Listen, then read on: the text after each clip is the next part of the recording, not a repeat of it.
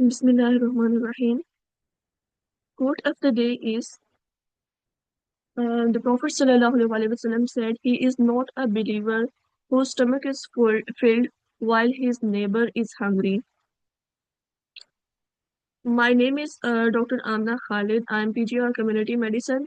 I am presenting the topic of malnutrition under the kind supervision of uh, my professor, Dr. Saira Afsal, who is Dean Institute of Public Health, Lahore. The learning objectives of today's presentation are: at the end of presentation, we will know how to define malnutrition, what are the types of malnutrition. There is a concept of food gap, a web of causation of malnutrition, levels of prevention and modes of intervention and management, growth monitoring and nutritional surveillance, recent updates regarding this topic, and then we will do the practice of MCQs. So, malnutrition refers to deficiencies, excess, or imbalances in a person's intake of energy or nutrients. There are three broad groups of malnutrition, according to WHO. Number one is undernutrition, that further includes wasting, stunting, and underweight. We will go through the detail of everything in the further slides. On the number two, there is micronutrient related malnutrition that includes a lack of important vitamins and minerals, or micronutrient excess even can be there. On number three, WHO says that overweight, obesity, and diet related non communicable diseases are also part of malnutrition, like heart diseases, stroke, diabetes, and cancers. So the first category was undernutrition, that further contains four subforms of undernutrition: wasting, stunting, underweight, deficiencies in vitamins and minerals. So this undernutrition makes children in particular much more vulnerable to disease and death. So the first subcategory is wasting. A child whose weight for height z-score is at least 2 standard deviations below the median in WHO growth standards. If it's less than 3 standard deviations, it's categorized as severe wasting. And if it's between the 2 and 3 standard deviations, -2 and -3 standard deviations, then it's the moderate wasting. Wasting represents a recent failure to receive adequate nutrition and may be affected by the recent episodes of diarrhea or other infections, and it indicates current malnutrition resulting from failure to gain weight or actual weight loss, and it shows marked seasonal patterns associated with changes in food availability or disease prevalence to which it is very sensitive. Second subcategory was stunting.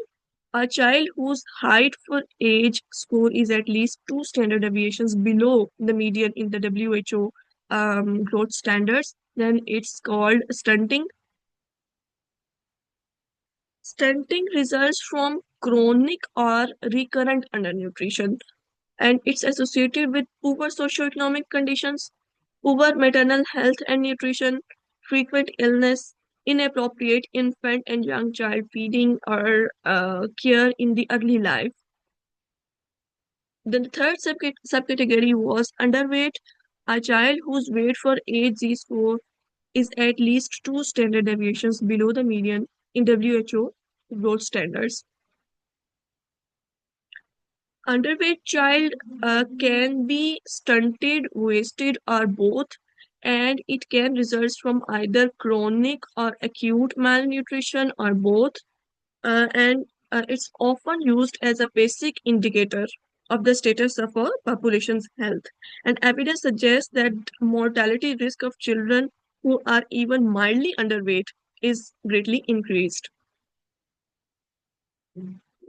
Then the fourth one was micronutrient related malnutrition.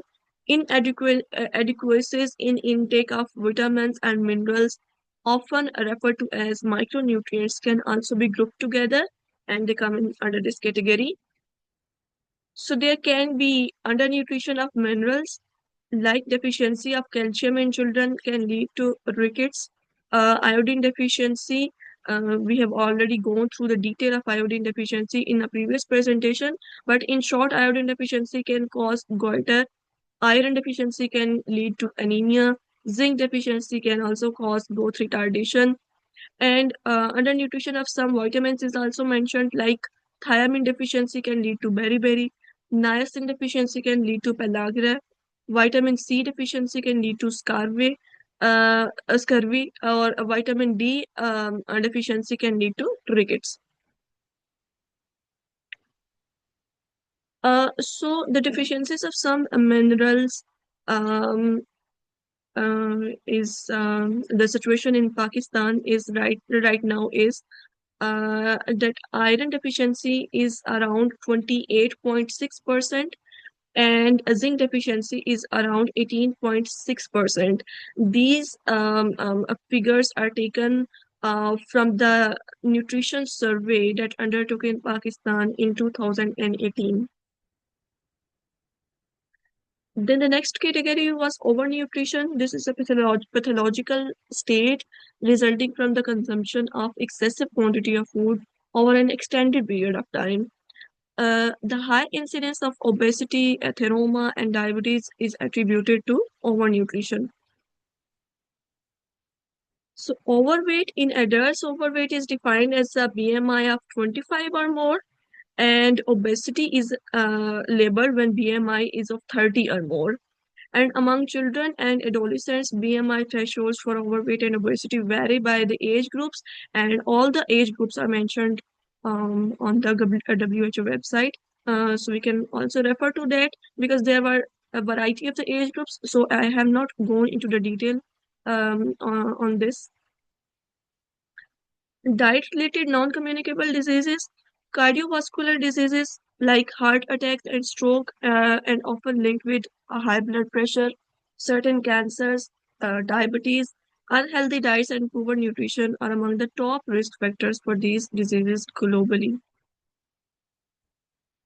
So in the definition, we also saw that the imbalance is also labeled as malnutrition. So what is imbalance? It's a pathological state resulting from a disproportion among essential nutrients with or without the absolute deficiency of any nutrient.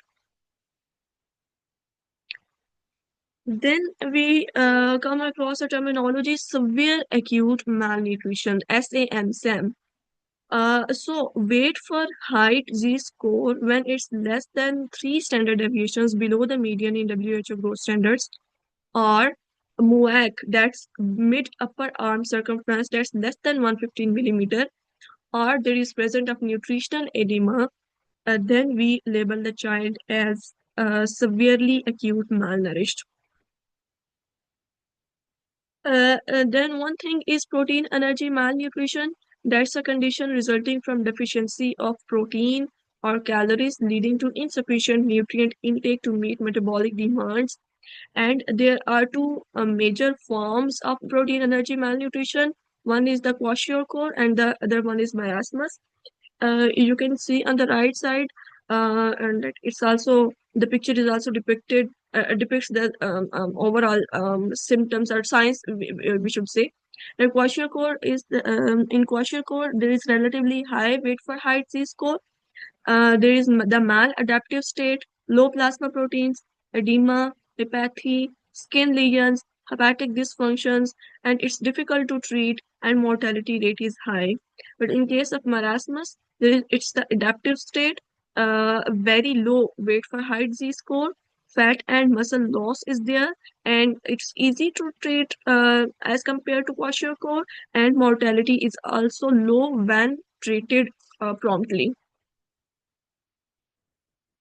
So, global burden of malnutrition, according to the data available in 2022, WHO says that approximately 390 million adults were underweight, 2.5 billion were overweight, and 890 million were living with the obesity. And among children and adolescents aged between 5 to 19 years, 390 million were overweight, including 160 million who were living with obesity and 190 million who were underweight, living with thinness. So again, as the data was published in 2022, so an estimated 149 million children under the age of 5 years were suffering from stunting, and 37 million were living with overweight or obesity. And nearly half of deaths among children under 5 years of age are linked to undernutrition. We did this before as well, that undernutrition leads to more diseases and deaths. And this problem is more prominent in low and middle income countries. So the burden of disease in Pakistan, as I mentioned before, this data is also taken from the National Nutritional Survey that undertook in Pakistan in 2018. This survey gave the results that 40.2% stunting rate is there in Pakistan. Exclusive breastfeeding is 48.4%. Early initiation of breastfeeding is 45.8%, and food security is 63.1%. Prevalence of malnutrition in children under 5, you can see that 40.2% under 5 are stunted, 17.7% are wasted, 28.9% are underweight, and 9.5% are overweight. So there is the double burden of disease is there in Pakistan as well, that children are not only underweight but also overweight. The data from urban population indicates that 34.8% are stunted as compared to 43.2% in rural areas, and 16.2% are wasted as compared to 18.6% in rural, and 24% are underweight as compared to 31.6% in the rural regions, and 9.6% are overweight as compared to 9.4% in the rural areas. So this is prevalence of stunting, and the division is given by the provinces. So you can see that Balochistan and Gilgit-Baltistan, KP, these are almost every province is at the same level, around 43, 44, 46%, and Punjab is better among all of them, and this is around 35, 36%. Etiology of malnutrition. Etiology can be studied under two headings, like primary malnutrition and secondary malnutrition. Primary malnutrition can be due to the ignorant and erroneous food habits, low income, low purchasing power of people, scarcity of food supply, and overpopulation. Secondary malnutrition can be due to infections, particularly respiratory infections, and the gut problems like diarrhea and intestinal malabsorption, congenital defects, metabolic disorders, including insulin resistance, diabetes. This is a conceptual framework given by UNICEF on the determinants of maternal and child nutrition. It was given in 2020. So they have focused on a number of determinants that lead to that affects maternal and child nutrition, starting from the governance and the availability of the resources, the norms of the people, and the availability of the food, practices of the people, the services available to them, the diets and the care given to the children and mother. All of these determinants affect the outcome, that's the maternal and child nutrition. Some of these are enabling determinants, underlying determinants, and the immediate determinants include diet and care. So all of these determinants are affecting the nutrition and overall health of maternal and child, mother and child. So the web of causation, the major factors include poor environmental conditions that lead to malnutrition, large family sizes, poor maternal health, failure of lactation, premature termination of breastfeeding, and adverse cultural practices related to the child rearing and weaning. There is a concept of food gap. The food gap is a term used to describe a shortage between the food a population needs and the food that is available.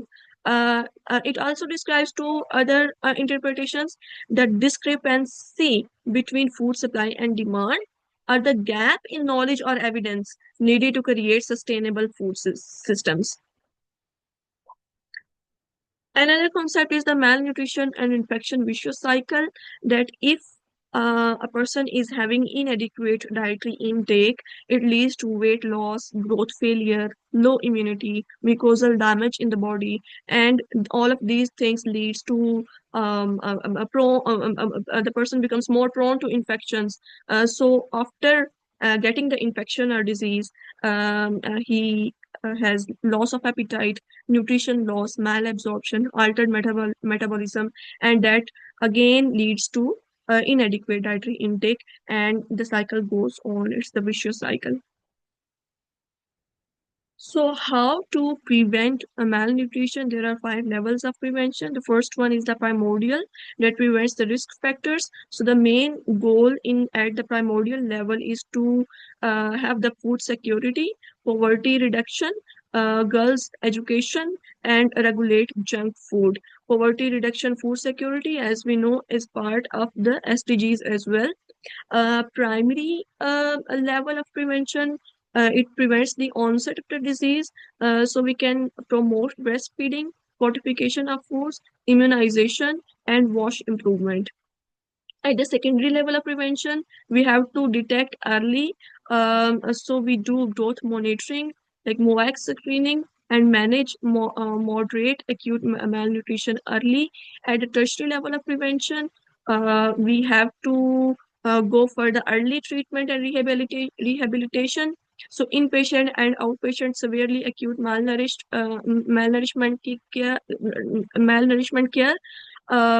nutrition, rehabilitation, and follow-up. Quaternary level of prevention targets to avoid the harm. So we avoid unnecessary hospitalization, we give rational treatment and ethical care. So, screening and diagnosis. The major things in screening and diagnosis are the anthropometry measures for children, like weight for age Z score, weight for height Z score, height for age Z score, MOAC mid upper arm circumference, and we can see the clinical signs for severely acute malnourishment, wasting, edema, and severe infections. We can also go for some basic laboratory measures, like we can see HB to see anemia. We can check the iron levels or ferritin levels and vitamin A when indicated. So this is the Gomes classification of malnutrition, that if the weight for age is between 90 to 110%, it's normal, and between 75 to 89, it's grade 1, that's mild malnutrition. 60 to 74% is the grade 2, that's moderate malnutrition. Less than 60% is the severe malnutrition, grade 3. Then we have the Waterloo classification of malnutrition, uh, gives us idea about wasting and stunting both. So if it's I will just go for the severe one, that if the wasting is less than sorry, weight for height is less than 70%, then we say that it's severe wasting. And if height for age is less than 85%, then we say that it's severe stunting. So the management of malnutrition can be via 2 approaches. One is the outpatient or community approach, the CMAM approach. That's the concept given by UNICEF. So the outpatient therapeutic feeding with ready-to-use therapeutic food route for uncomplicated severe acute malnutrition, and moderate acute malnutrition management with the ready-to-use supplementary food. And another thing is SQLNS, small quantity lipid-based nutrient supplements or other fortified blends. There should be active case finding by community health workers. So in the inpatient approach, we have to stabilize the patient for a severe acute malnourished child with complications. We have to treat the infections. Gradual feeding should be there. We can use the formulas of 75 kilocalorie or 100 kilocalorie per 100 ml, or a root of can be used when appropriate. Micronutrient correction should be there. Proper follow-up and growth monitoring afterwards is also important. As I said, that slow or gradual feeding should be there, because refeeding syndrome is one of the things we have to be careful about. What is this? If aggressive carbohydrates are given during the course of refeeding, they can be increased insulin level, resulting in shifting of potassium, phosphate, and magnesium into the cells, and it leads to severe hypophosphatemia, causing weakness, rhabdomyolysis, neutrophil dysfunction, cardiorespiratory failure, seizures, altered level of consciousness, or even sudden death. So, feeding is also an important thing, and the proper way of feeding is also an important thing. Micronutrient interventions and nutrition for pregnant or lactating women. We can go for the iron or folic acid supplementation. Vitamin A can be given in the deficient settings. Salt iodization, fortification of the major foods consumed by the population can be done. We can promote maternal nutrition, and early initiation and exclusive breastfeeding can also be done. So, what are the major challenges and gaps in managing and controlling the problem of malnutrition? There is shortfall of funding, service coverage gaps are there. There are complex drivers that have to be addressed, including WASH, poverty, food systems, data gaps are there, substantial inequities, and health workforce shortages. Need for better integration across health, social protection, and agriculture departments should be there. So we have to focus on the nutritional surveillance. What is that? Keeping watch over nutrition in order to make decisions that will lead to improvement in nutrition in population.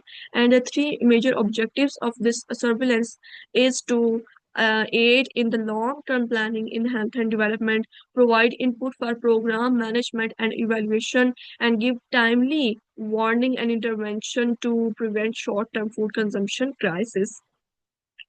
So some of the recent updates I have included, there are a number of articles that are now focusing on the role of artificial intelligence in the early detection of malnutrition and the early management of malnutrition. There are the even the systematic reviews are available there. And the other one is a small quantity lipid-based nutrient supplements for the prevention of child malnutrition and promotion of healthy development. This article states that the SQLNS, these are designed to provide multiple micronutrients within a food base that also provides energy, protein, and essential fatty acids, and it prevents the malnutrition in vulnerable populations. And also, there are previous meta-analysis available on this on this product that demonstrate that beneficial effects of SQLNS on child growth, anemia, and mortality are there. So now comes the time for the practice of MCQs. Assalamu alaikum, Dr. Amna. This is a very good presentation. Can you hear me, please? Yes, ma'am. Okay. However, I would say that you must also include about the categories of malnutrition, the classification of malnutrition, especially about the Jalfrezi classification, Gomes classification, WHO classification, and Waterloo classification. And as you have correctly said about the micronutrients, you must give this in the form of scenarios that many patients, they are having normal weight, but because of the micronutrient malnutrition they are suffering.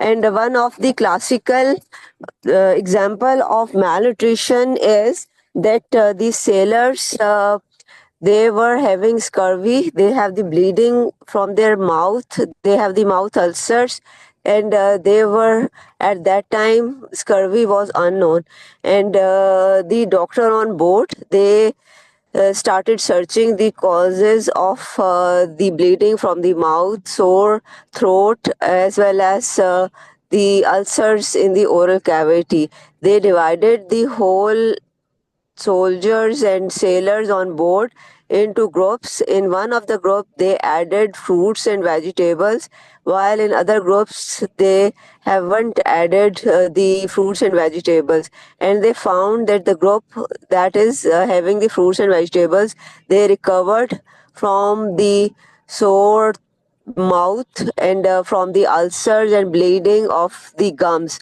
So that's how the scurvy was diagnosed, discovered, and the treatment was found. And later on, we know that was because of vitamin C deficiency. So sometimes the situation is that apparently the person is healthy, the weight is normal, but they have the micronutrient deficiencies. So you must give the scenarios of those micronutrient deficiencies along with the pictures how they look like. We know that the pellagra, that is again one of a very deadly disease that leads to the dementia, dermatitis, and even death is caused by vitamin B deficiency.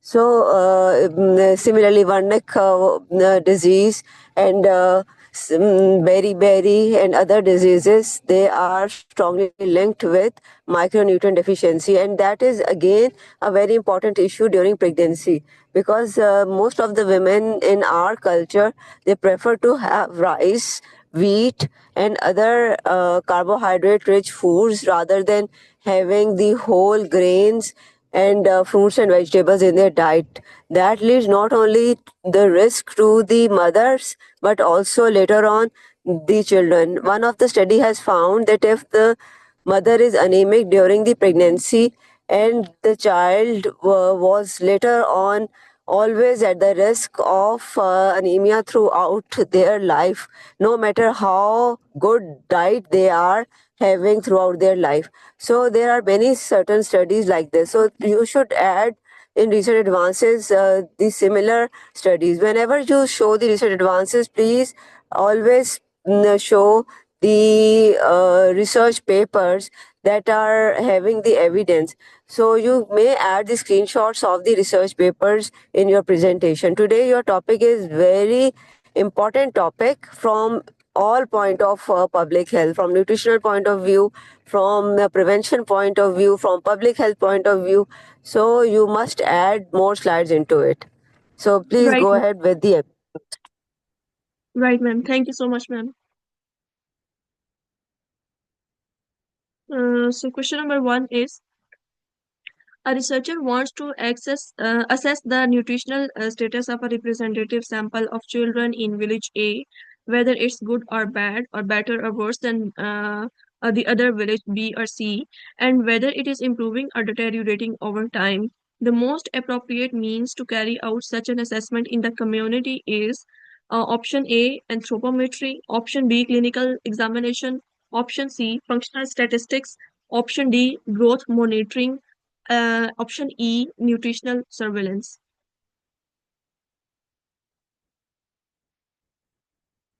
Option D. A. No, as we are carrying out the whole thing at the community level, so it's the option E, nutritional surveillance. Question number two is, a 3-year-old child in a rural community has a height per age z-score of minus 2.8. The child's weight for height is normal, and there are no signs of acute malnutrition. What is the most likely diagnosis? Option A, wasting, B, stunting, C, underweight, D, marasmus, E, obesity. B. Stunting. Yes, option B, stunting. Question number three, a national policy introduces a mandatory fortification of wheat flour with iron and folic acid to prevent anemia among women of reproductive age. This measure falls under which level of prevention of malnutrition? Option A, primordial, B, primary, C, secondary, D, tertiary, or E, quaternary prevention. B. Primary. Yes, primary prevention. Question number four. A 2-year-old child with severe acute malnutrition is assessed at a community health center. His weight per height z-score is minus 3.2 and his upper arm circumference is 10.8 centimeter. The child is alert, has no edema, and is able to eat. What is the most appropriate next step? Option A, admit to the hospital for nasogastric feeding. Option B, provide ready-to-use therapeutic food and manage as an outpatient. Option C, start immediate high-protein feeding. Option D, give only oral rehydration therapy. Option E, refer for intravenous fluid therapy. Beta. Yes, beta. As he is not in emergency, he can be treated as an outpatient. Sorry. A 5-year-old girl is brought to the clinic with complaints of irritability, swollen legs, and a swollen belly. Her diet mainly consists of maize porridge. On examination, she has signs of edema, hepatomegaly, and a flaky paint dermatitis. What is the most likely diagnosis? Option A, marasmus. Option B, rickets. C, pellagra. D, kwashiorkor. And E, beriberi.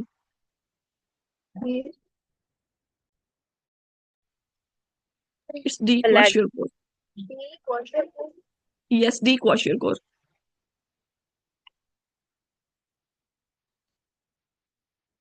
Question number 6. A young, anxious mother visits the primary healthcare facility and expresses concern about the lack of age appropriate growth of her infant, who is currently at 6 months of age. The most appropriate means to detect early onset growth faltering in this child would be option A, anthropometry, B, clinical examination, C, functional statistics, D, growth monitoring, E, nutritional surveillance. Delta. Yes, delta is the right option. Question number 7. A community health worker is screening children for malnutrition using MOAC tape. A 15-month-old child has a MOAC of 11 centimeter. What is the most appropriate classification of the child's nutritional status? Option A, normal nutrition.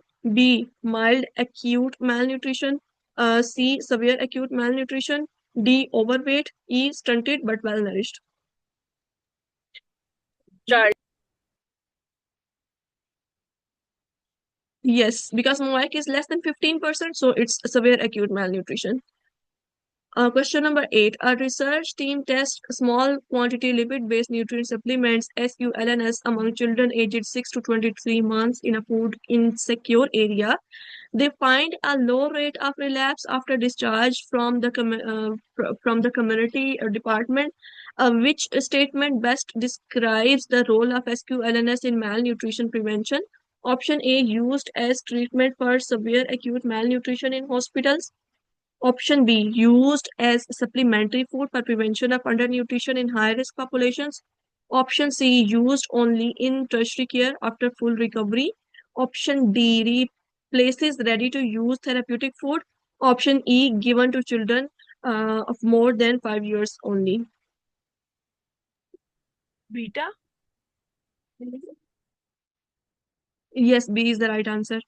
Question number 9. A 14-month-old child is brought to the clinic with severe weight loss, visible ribs, loss of subcutaneous fat, and muscle wasting. The child appears alert but irritable. His weight for height z-score is minus 4 standard deviation. What is the most likely diagnosis? Option A, kwashiorkor.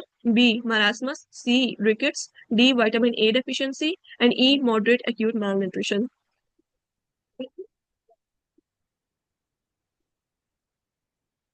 Yes, it's B. Yes, right. Question number 10 is a rural community has a high prevalence of child malnutrition due to poverty, unsafe water, and poor sanitation. A multi-sectoral program is launched focusing on improving food security, wash, and maternal education. This program represents which level of prevention? Option A, primordial. B, primary. C, secondary. D, tertiary. E, quaternary.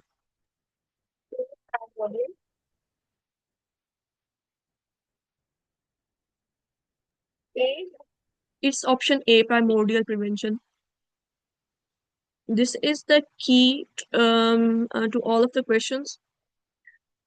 This is the YouTube channel of Institute of Public Health Lahore, where this presentation will be uploaded. Thank you.